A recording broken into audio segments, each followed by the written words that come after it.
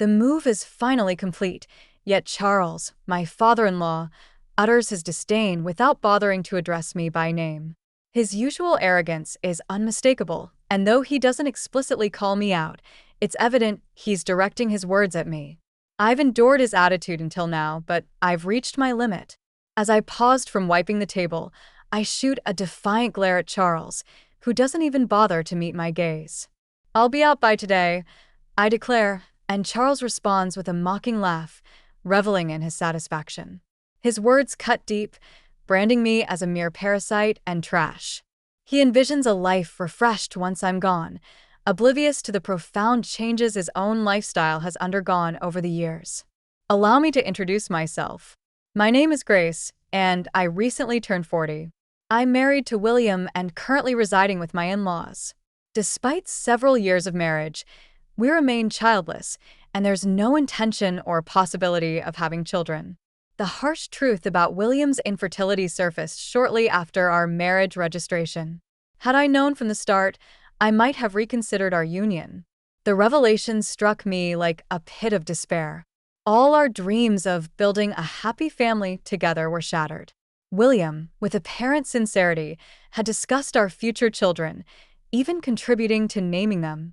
Little did I know, it was all a facade, a betrayal still concealed beneath the guise of a promising future. Despite the profound disappointment, divorce wasn't a simple option for me. We had committed to being a family with the in-laws, who we considered our parents. Reporting a divorce a day after joining the family felt like a breach of trust. Living with the in-laws only intensified the inevitable question of when we would have children. Upon revealing our infertility, the in-laws reacted with fury. To them, a woman unable to bear children was deemed useless and deserving of immediate expulsion. Charles, my father-in-law, took the lead in treating me as a servant, stripping away any semblance of dignity in their house. I was perpetually relegated to eating alone in the kitchen, becoming part of the leftover disposal crew once the in-laws and William had finished their meals. No matter how much effort I put into cooking delicious food, all I received were the scraps left behind by them. Since getting married, I hadn't enjoyed a single satisfying meal. My weight steadily dropped, and within 6 months of marriage, my wrist bones were protruding. Initially, mother-in-law Madison bore the brunt of Charles's tirades, but once I joined the family, his focus shifted to me. Madison seemed relieved by the change. She smiled more often. William once remarked that she felt relieved not to be Charles's target anymore. Despite never smiling around Charles, Madison's demeanor improved in his absence. Charles's tyranny extended beyond targeting me. Upon learning of our infertility, he commanded me to work from dawn to dusk, deeming me lacking as a woman. I had always intended to work after marriage and had no desire to prolong my stay in their house unnecessarily. Balancing early morning chores, seeing everyone off, and heading to work proved challenging, but having a job with flexible hours helped. Despite my efforts, Charles discarded my food without tasting it, citing its appearance as the reason. Neither William nor Madison complained, choosing instead to remain silent despite my grievances. Conversations during meals were sparse, and I often wondered if they truly enjoyed eating in silence.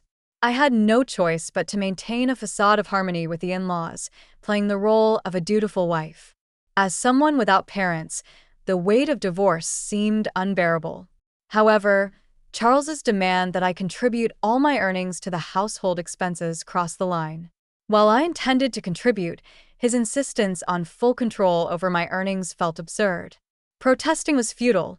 Charles's decisions were absolute. It seemed easier to comply, appeasing him and sparing myself the sight of Madison and William's saddened expressions. The root of the marital issues lay with Charles, whose oppression and torment overshadowed everything else. While Madison used to manage the household finances, the responsibility fell on me after marriage, a task I found overwhelming. "Isn't this too much for Grace?"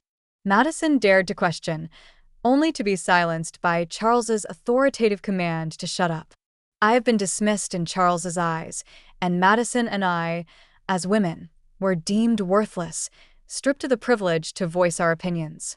Taking over the household ledger from Madison initially shocked me, but after several years, I grew accustomed to it. Perhaps the acceptance stemmed from having an additional breadwinner in the house. Charles, however, began spending more recklessly, justifying it as work-related expenses, increasing his nights out, and embarking on trips with Madison and William, excluding me. This sudden change in their behavior marked a departure from the past. Despite the years that had passed, Charles continued to treat me as an outsider, labeling me a parasite or trash. In my younger years, I endured the peace that came when Charles wasn't home, not minding my role as a mere housekeeper. However, as I approached 40, I found his behavior intolerable. The fear that once kept me silent waned, and I started speaking up. Charles didn't appreciate my newfound assertiveness, leading to resentment and a worsening negative loop. Our strained relationship reached a point where Charles constantly berated me, and our interactions were minimal. Whenever he spoke, it was to insult me, creating a dreadful atmosphere at home. Despite the escalating tension, I refused to comply when Charles demanded I leave the house. I snapped back, questioning where I could go, knowing I had no parents. Charles, fueled by anger, slammed glasses onto the table, breaking them in the process. Tired of enduring the constant yelling, I deviated from my usual apology and spoke sharply to Charles. I pointed out that he should calm down in his older age. Unaccustomed to such defiance, Charles became furious, asserting his dominance as the master of the house, declaring that a wife like me shouldn't have opinions. Frustration reached its peak, and I confronted Charles head-on, expressing my years-long desire to be treated like a human. He retaliated, escalating to grabbing me by the collar and vehemently declaring that a person like me wasn't needed in his house. The force of his words was enough to shake the furniture, and in that moment, I was pushed away. I should have offered an apology right then and there, but I could no longer contain my frustration. "Fine, you want me to leave? That'll make you happy, right, Charles?" I looked up at him, unable to stay silent any longer. "Yes," he spat out, condescending, looking down on me. "Then I'll do it," I declared. He stormed off to his room with a loud noise, and I, now a bit calmer, started cleaning the living room that Charles had dirted. Madison came to check on me with a worried look but left without saying anything, returning to her room. I felt like I had no place in this house anymore. Neither William nor Madison would protect me, and years of endurance exploded, making me feel even more isolated. The next day, as usual, I got up early and began my routine. Charles woke up and entered the living room, sitting on the sofa, leaning back, and spreading the newspaper without even glancing at me. Then, without looking up, he asked, "Finished moving yet?" There was no way I could have moved out so soon after yesterday's events. I didn't even think he was serious. I thought it was just a drunken outburst, not something he meant. This was about leaving the house, right? "When will you leave?" "You have no right to live here anymore," Charles said, still not looking at me. I stopped wiping the table and turned to face him. If he was serious about wanting me to leave, then I would respond seriously. "I'll be out by today," I declared. Madison, who was listening nearby, froze, her worried gaze falling on me. It was clear that once I left, Charles would target Madison again, and she didn't want me to go. However, Charles insisted on my departure, and I had no other option. Charles laughed loudly, likely satisfied that he was getting his way. I rushed out of the living room, quickly packed my things, and left the in-laws' house. I hadn't decided where to go, but I felt liberated. I sent a message to William, who was already out, asking him to divorce me. A lawyer would contact him. Then I turned off my phone. Over the next few days, I found a lawyer and had them contact William and the in-laws. Charles, thinking divorce was inevitable, pressured William into signing the papers quickly. Despite William's reluctance, he signed the agreement under Charles's glare. I signed in front of the lawyer, and the divorce was finalized. We completed the distribution of property, and I was able to claim a settlement for Charles's harassment, which I had recorded. It was worth paying for a lawyer instead of fighting alone. Charles, concerned about his public image, avoided any complications by involving lawyers. Knowing exactly how much money Charles had from managing the household finances, I suggested an amount he could just about afford. With the property distribution and harassment settlement paid in full, I started a comfortable life in my own apartment. I used to hate being alone before marriage, but after living with the in-laws and getting divorced, I embraced the newfound freedom. I've grown to appreciate the solitude of my own time, cooking meals for myself. I relish the tranquility without anyone raising complaints. About 3 months after the divorce, Charles persistently calls, and though I assume it's nothing positive, I choose not to answer. However, a momentary lapse results in me accidentally picking up. "What have you done to my house?" Charles's voice booms through the phone. Instinctively, I moved the device away from my ear to endure the loud onslaught. "Plot," I respond. "I haven't done anything. I left the house as you instructed." Charles remains unsatisfied, continuing to yell. He's upset about notifications regarding issues with withdrawals, blaming me for the problem. I calmly assert that I didn't alter anything and adhered to his instructions, managing and paying everything due. As the realization of why Charles is angry dawns on me, a grin widens on my face. I'm glad he's not here to witness it. Charles, incredulous, questions the financial aspects, asking how much I earned. I recall never revealing my salary details to him. $445,000 take home, I respond. Charles reacts with a sound akin to a squashed frog before falling silent.